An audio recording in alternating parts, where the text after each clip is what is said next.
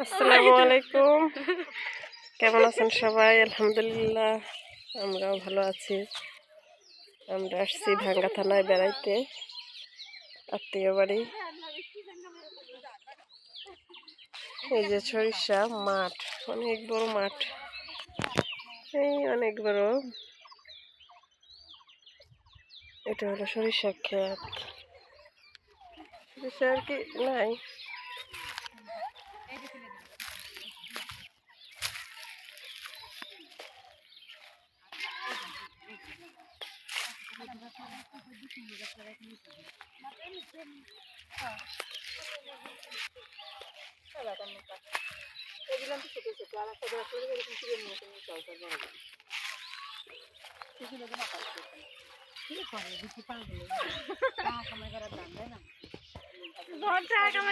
তখন বুঝবেন তখন চাই থাকবে না।